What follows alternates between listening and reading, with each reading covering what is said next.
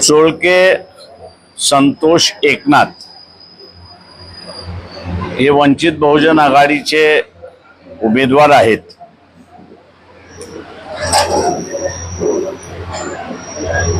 त्यांना या मतदारसंघामध्ये पाठिंबा जो आहे तो चांगल्या पद्धतीने मिळतोय आणि विशेष म्हणजे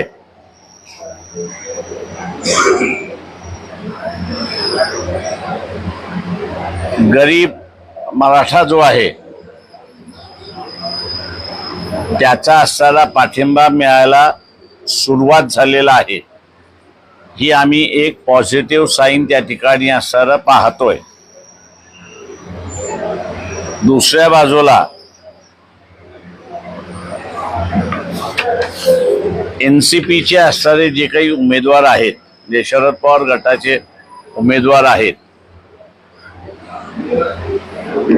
यांच्यामध्ये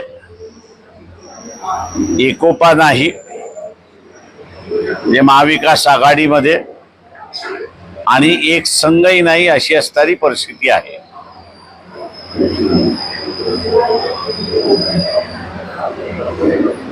बारामती मतदारसंघामध्ये काँग्रेसचे उमेदवार आहेत, परंतु महाविकास आघाडीमधले असणारे उद्धव ठाकरे सेना जी आहे यांनी भारतीय जनता पक्षाला पाठिंबा त्या ठिकाणी दिलेला आहे। अजूनपर्यंत शरद पवार एनसीपी यांची असणारी भूमिका ही स्पष्ट नाही अशी असणारी परिस्थिती आहे। राहुरी मतदारसंघामध्ये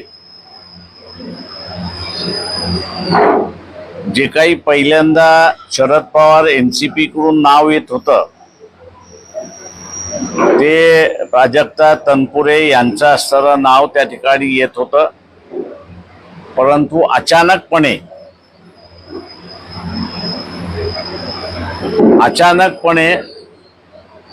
तिथे एनसीपी शरद पवार यांच्या मार्फत जो उमेदवार देण्यात आलेला आहे याचा पूर्व इतिहास आपण असणारा पाहिलं तर ते भारतीय जनता पक्षाबरोबर त्या ठिकाणी आहेत अशी परिस्थिती आहे। कदाचित शरद पवार एनसीपीचा उमेदवार प्राजक्ता तनपुरे असते तर उमेदवार आम्ही द्यायचा की न द्यायचा हा विचार आम्ही त्या ठिकाणी केला असता, परंतु राज्यसभेमध्ये बीजेपीने आणि त्यांच्या मित्र पक्षाने 8वा उमेदवार देऊ नये या समझोत्याच्या पाठीमागे जेव्हा एकाच एक उमेदवार होतोय अशी परिस्थिती आली त्यावेळेस भारतीय जनता पक्षाचा कार्यकर्ता उचलून एनसीपी शरद पवारांनी आपल्या पक्षावरती उभा केला अशी असणारी परिस्थिती आहे।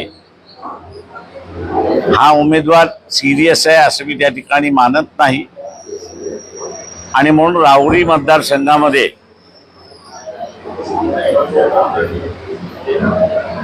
आमने सामने भारतीय जनता पक्ष आणि वंचित बहुजन आघाडी असाच लढत आहे असं मी त्या ठिकाणी मानतोय। या मतदारसंघामध्ये मी असं मानेन किंवा या इलेक्शनमध्ये देशभराच्या इलेक्शनमध्ये जगाच्या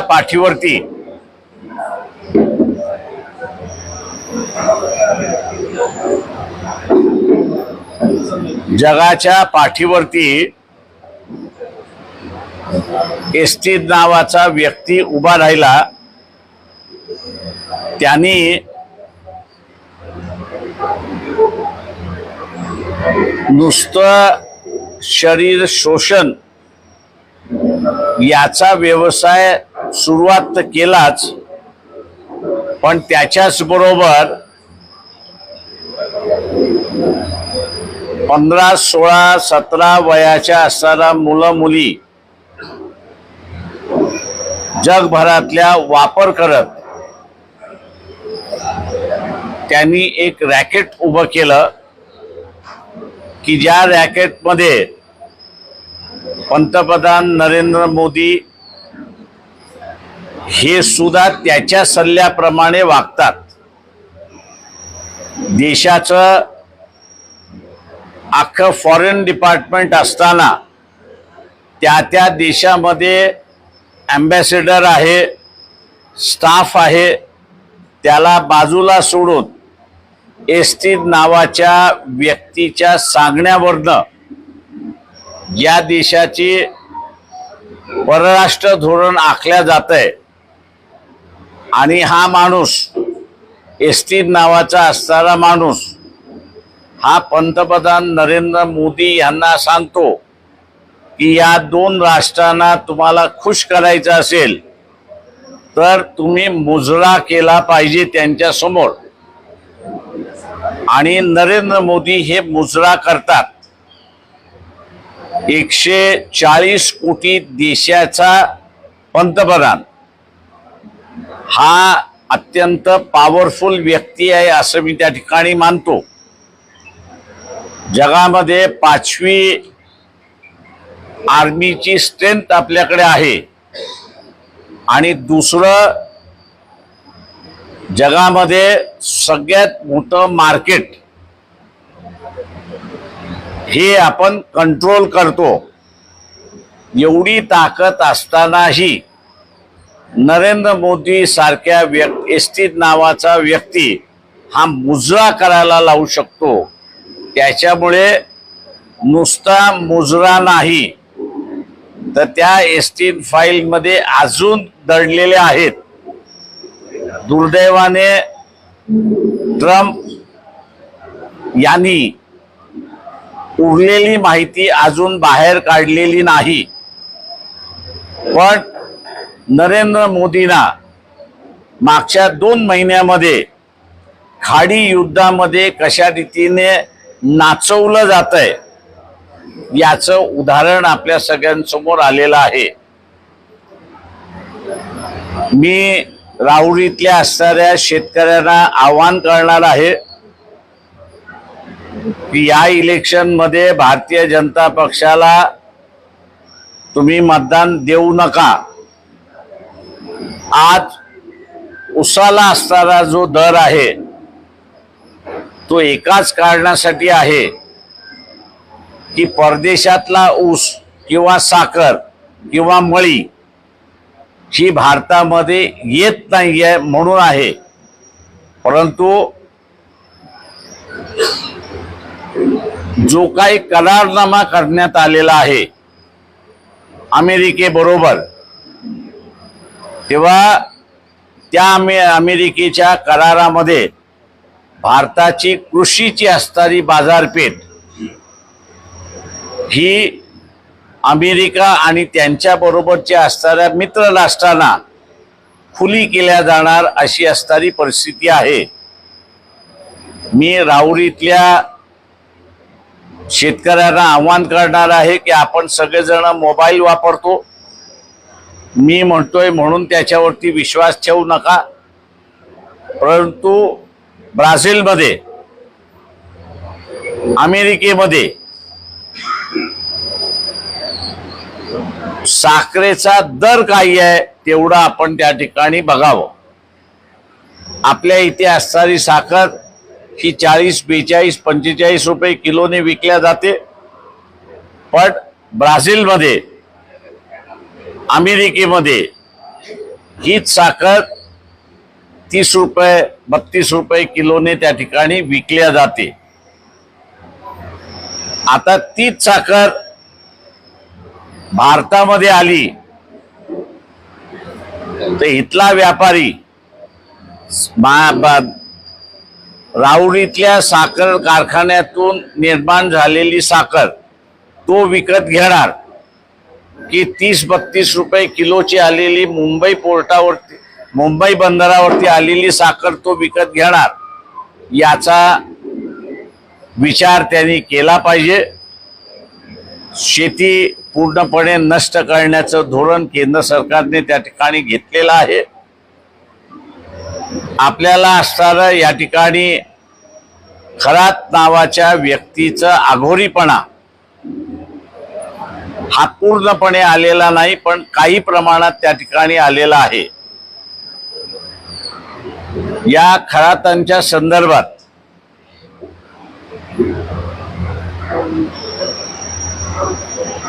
कोण कोण मंत्री अडकलेत याची नावं मुख्यमंत्र्यांनी जाहीर करावी म्हणून आम्ही असताना आव्हान केलं होतं. 47-48 आमदार त्याच्यामध्ये अडकलेले आहेत.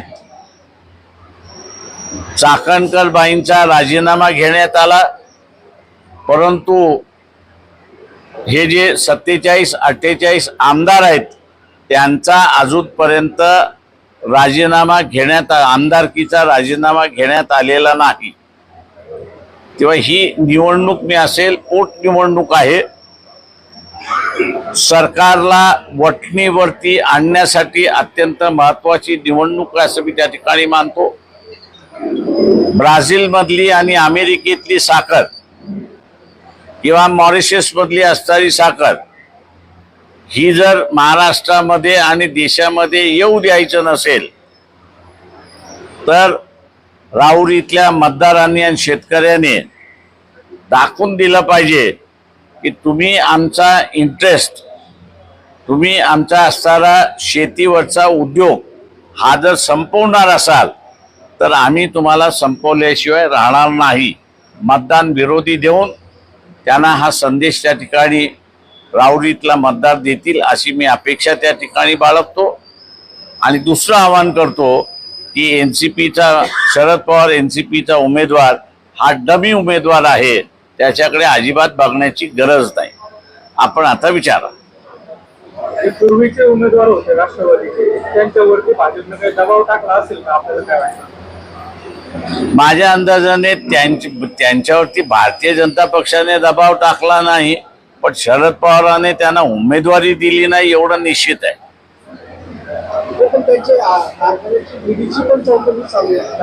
प्रश्न असा आहे की ईडी कोणाची चालू नाहीये. सुमित्राताईंची सुद्धा ईडी चालू आहे, ती कुठे संपलेली आहे, पण त्या उभ्या राहिल्यात. त्याच्यामुळे असणारं उमेदवारी जर शरद पवार एनसीपीने दिली असती तर ते आमदारकीला उभे राहिले असते. आणि मी मगाशी म्हटल्याप्रमाणे ते जर कदाचित उभे राहिले असते तर आम्ही उभं राहायचं की न राहायचं याच्यावरती आम्ही विचार केला असता. दुसरीकडे अजित पवारांचं जे काही निवडणं त्याची FIR कर्नाटकमध्ये जाऊन रोहित पवारांना दाखवायचं, महाराष्ट्रामध्ये FIR सुद्धा होती. मी जनतेला एवढंच सांगणार आहे की आपल्या इथं तलवारीचा वार जरी झाला, हाफ मर्डर ज्याला म्हणतो आपण, त्याचा FIR होतो. इथे ऍक्सिडेंट झालेला आहे, त्या ऍक्सिडेंटचा असताना तुम्ही FIRच्या माध्यमातून नोंदही करत नाही. त्याच्या महिन्याभर अगोदर एअर इंडियाचं विमान अहमदाबादमध्ये पडलं, त्याचा FIR होतो. आणि अजित पवारांच्या असणाऱ्या विमानाचं अपघाताचं साधा FIRही महाराष्ट्र शासन करत नाही. यात इथेच कुठेतरी शंकेला जागा आहे. आणि ती शंकेला जागा आहे की सत्ताधारी पक्ष याच्यामध्ये सहभागी आहे का हे विमान पाडण्यामध्ये. ही शंका आता लोक दबल्या आवाजात म्हणतात. मी आपला माईकवरनं बोलत असतो. भाजपनं जो एक उमेदवार दिला तर तिथं 8 एकर डिलेनच दिलंय. घराणेशाहीकडे मी लोकशाही आपण मान्य केली पाहिजे. सिनियर कर्डिले यांचा या जिल्ह्यामध्ये असणारा आणि मतदारसंघामध्ये त्यांचं कार्य होतं, त्याच्यामुळे लोक त्यांच्या पाठीमागे उभे राहिली. मी असं म्हणेन की अनेक चांगले कार्यकर्ते भारतीय जनता पक्षाकडे आहेत की जे या मतदारसंघामध्ये उभे राहू शकले असते, परंतु घराणेशाहीला विरोध करता करता भारतीय जनता पक्ष सत्तेमध्ये आले आणि आता त्यांनी पुन्हा घराणेशाहीत सुरुवात केलेली आहे. मतदारांना माझं आव्हान आहे की लोकशाही टिकली तर तुम्ही टिकलात, आणि लोकशाही ही रुजवणं, जतन करणं हे मतदारांचं प्रथम कर्तव्य असं मी त्या ठिकाणी मानतो. कारण त्यांनी जर लोकशाही टिकवली तर लढा देता येतो आणि आपल्याला पाहिजे ते त्या ठिकाणी करता येतं. घराणेशाही जर आपण आणली तर लोकशाही संपते आणि हुकुमशाही सुरुवात होते, की जे आज माझ्यासारखे फार कमी लोक आहेत राजकारणामध्ये की जे ठोस भूमिका घेऊ शकतात. नाही तर प्रत्येक जण म्हणतो अरे ईडी लागेल, पोलीस लागेल, IB लागेल, आपल्याला जेलमध्ये जावं लागेल. हे का तर घराणेशाही पोचतो म्हणून ची भीती आपल्या मनामध्ये आहे असं मी त्या ठिकाणी मानतोय. महाराष्ट्रामध्ये काही काळामध्ये किंवा महानगरपालिकेमध्ये चांगली कामगिरी दाखवली. या निवडणुकीमध्ये काय वाटतं? आम्ही असताना ही 1 to 1 निवडणूक आहे असं मी त्या ठिकाणी मानतोय. ज्या पद्धतीने इथल्या असणाऱ्या मुस्लिम समूहाला भारतीय जनता पक्ष वागवत आहे किंवा देशभरामध्ये SIR ह्या नावाखाली त्या मतदारसंघामधल्या 50% मुसलमानांची नावं उडवतात आहेत. मी मुस्लिम समाजाला आवाहन करणार आहे की तुम्ही 100% मतदान संधी आलेली आहे महाराष्ट्रामध्ये, इतर मुसलमानांना मिळाली नाही पण राहुरीच्या मुसलमानांना मिळालेली आहे. 100% आपण असणारं मतदान त्या ठिकाणी करून आम्ही मतदान केलंय याचं सर्टिफिकेट जवळ ठेवा. अलीकडल्या काळामध्ये महाराष्ट्रासह भारतामध्ये मोठ्या प्रमाणात मोदीगिरी वाढत चाललेली आहे. राजकीय पाठिंबा आहे का भाजपा प्रोत्साहन असं वाटतं का?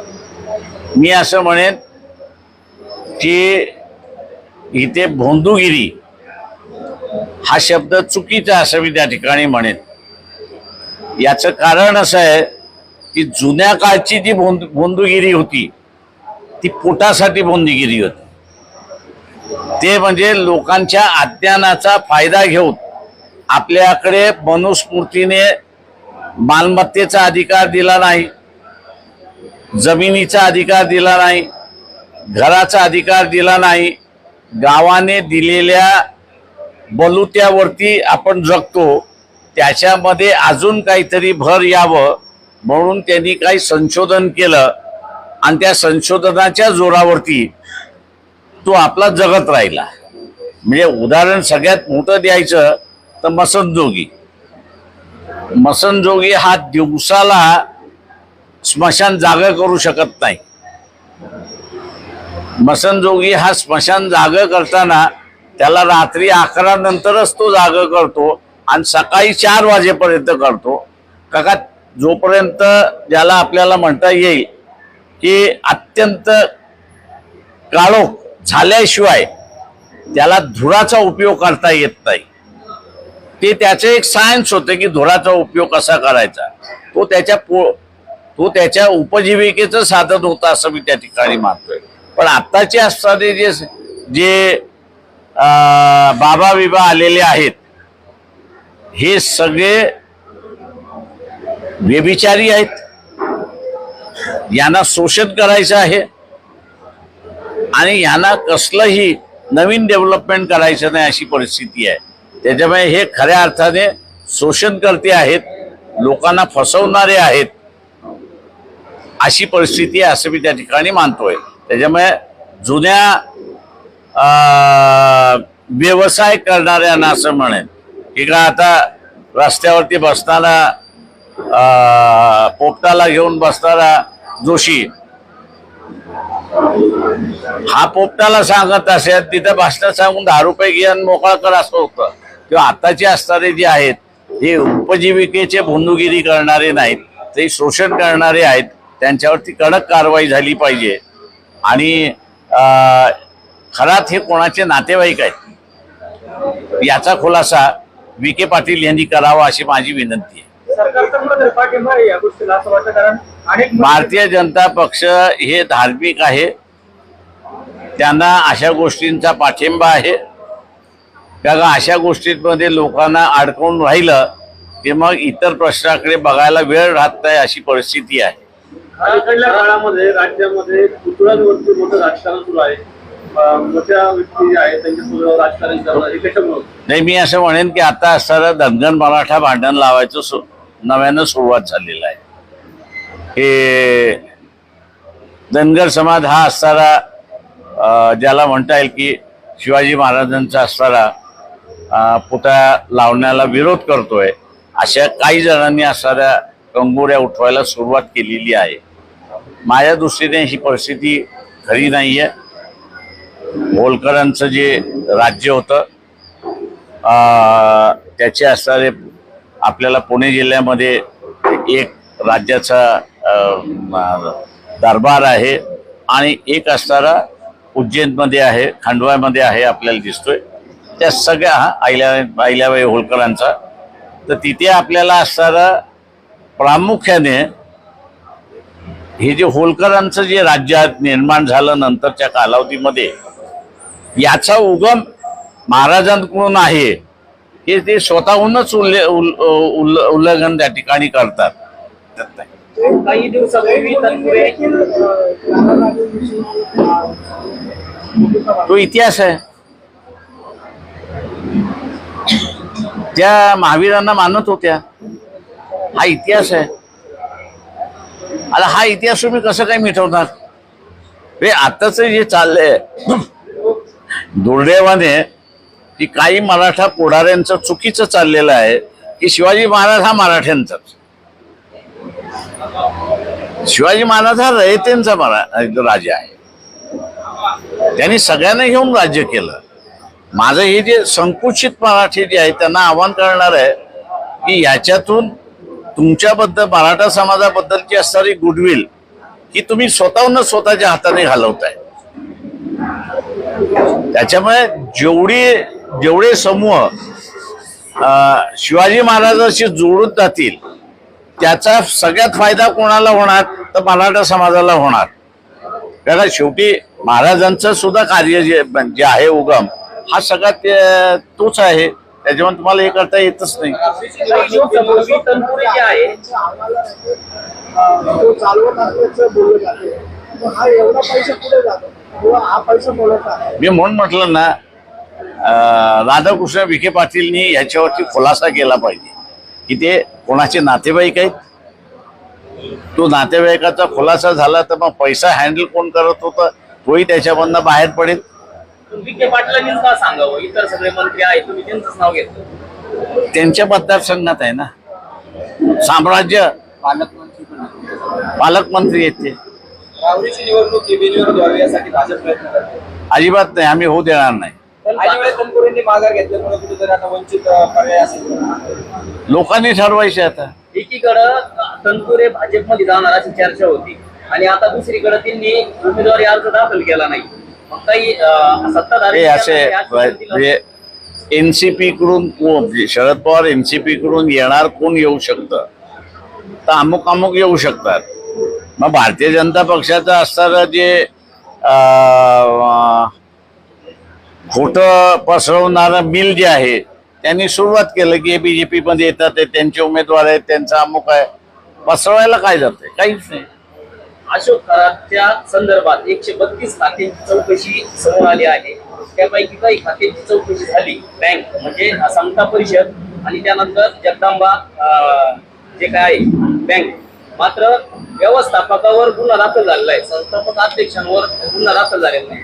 समता बँक नाही, मला त्याची माहिती घ्यावी लागेल. कोपरगावची जी समता बँक आहे नाही नाही, मान्य आहे मला त्याची सगळी माहिती घेतली तर मग मी तुम्हाला बोलेन त्याच्या. कंपन्यांनी अर्ज मागे घेतला त्याच्यानंतर ईडीचा वगैरे काय करणार नाही का? ते माझ्या ईडीची इन्क्वायरी चालू असताना सुद्धा अनेक जण उभं राहतात. त्याच्यामुळे त्यांना माहिती आहे आमदार झालो तर अजून मोठं कवच मिळतं. ईडी काही करू शकत नाही मग आपल्याला. वंचितची डावलूट आता काय रणनीती असणार आहे? प्रचाराची काय रणनीती असणार आहे? ते आम्ही असणारं एक कसं आहे की हे भारतीय जनता पक्षाचं राज्य हे अत्यंत शारीरिक भ्रष्टाचाराचं राज्य, म्हणजे आर्थिक भ्रष्टाचाराचं आहे, पण आता ते असणारं शारीरिक भ्रष्टाचाराचं आहे.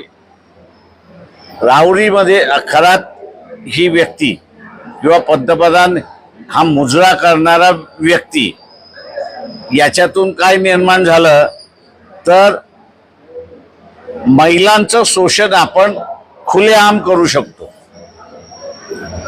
आता त्याच्यामध्ये जोडलेलं काही आहे, 12, 13, 14, 15 वर्षाच्या मुलं मुली जे आहेत त्यांचंही शोषण चाललेलं आहे आणि त्याचं मांसही खाणं त्या ठिकाणी चाललेलं आहे. जर राज्यशास्त्राचाच पाठिंबा असेल तर राहुरीमध्ये उभा राहणार नाही का? आणि राहुरीमध्ये उभा राहिला तर कुटुंबामधला 14, 15, 16 वर्षाच्या मुलं मुली जे आहेत या सुरक्षित राहणार का याचा विचार राहुरीतल्या मतदारसंघांनी केला पाहिजे. यामध्ये भारतीय जनता पक्ष पाठिंब्याचा आहे आणि त्यांचं समर्थन आहे असं त्या ठिकाणी दिसतंय. सुब्रमण्यम स्वामी यांनी उघडपणे पंतप्रधान नरेंद्र मोदी यांच्यावरती मंत्री करणं, खासदारकीची उमेदवारी देणं ह्याच्याशी शारीरिक संबंध आहे असा आरोप केलेला आहे. लोकांना मी एवढंच म्हणणार आहे की आता माझ्या दारापर्यंत आलं नाही म्हणून मी का विचार करू. अशी जर भूमिका असेल तर उद्या तुम्हाला कुणीच वाचवायला येणार नाही. का ज्या दिवशी आलेला असेल त्या दिवशी तुमचं शोषणच झालेलं असेल. त्याच्यामुळे शोषण करताच सत्तेवरती बसणार नाही, शोषण करताच पक्ष हा सत्तेवरती बसणार नाही याची दक्षता त्या ठिकाणी घेतली पाहिजे. तिथे देवाला साखर घालून उपयोग होणार नाही. त्या देवाने बुद्धी दिलेली आहे. देव असा म्हणतो की तिथल्या असणाऱ्या बुद्धी तुम्ही वापरली पाहिजे आणि तुम्ही जर बुद्धी वापरत नसाल तर मी काय करू शकतो त्या ठिकाणी. त्याच्यामुळे बुद्धी वापरायला सामान्य माणसांनी शिकलं पाहिजे हे त्यांना आवाहन करतो. थँक्यू. एक वर्षापासून संपलं ना राजा, अजून काय? राज्यामध्ये कायदा आणि सुव्यवस्था प्रश्न गंभीर होत आहे. अन्याय फोन दरोडे वाढत चालले, त्याला गृहमंत्री जबाबदार नाहीत. राज्यामध्ये कायदा आणि सुव्यवस्था वाढत चाललेली आहे, फोन दरोडे वाढत आहे, त्याला गृहमंत्री जबाबदार नाही असं वाटतं. मी असं म्हणेन की सगळेच गृहमंत्री त्याला जबाबदार आहेत. महाराष्ट्राचे मुख्यमंत्री आणि गृहमंत्री हे जबाबदार आहेत. पण एक लक्षात घ्या की यांना भारतीय जनता पक्षाला राज्य चालवता येत नाही. त्यांना फक्त देवळातली पूजाच करता येते आणि पूजेला आलेलं सामान याच्यावरती हात कसा मारायचा तेवढंच यांचं डोकं चालतंय, त्याच्या पलीकडे चालत नाही. यांचं डोकं जर चाललं असतं तर कदाचित खाडी युद्ध 3 महिन्यापूर्वी होणार हे माझ्यासारखे अनेक जण म्हणत होते आणि ती परिस्थिती आली. त्यावेळेस असताना 3-4 महिन्याचा गॅसचा स्टॉक, डिझेल पेट्रोलचा स्टॉक हा जर केला असता तर आज महागाई शिगेला पोचली नसती आणि अनेक कारखाने बंद झालेत. आज जो बाहेरचा कामगार आला होता, पुण्यासारख्या असेल, मुंबईसारख्या ठिकाणी असेल, नगरसारख्या ठिकाणी असेल, हा सगळा कामगार आज परत जायला लागलेला आहे. का त्याच्या फॅक्टऱ्या बंद व्हायला लागलेल्या आहेत. अजून लोकांना सांगतो की तुम्ही मतदानाच्या जाण्याच्या अगोदर बँकेतून तुम्हाला पैसे काढता येणार नाहीत अशी परिस्थिती येणार आहे. तेव्हा या परिस्थितीचा गांभीर्याने विचार आपण करावा. थँक्यू. एक मिनिट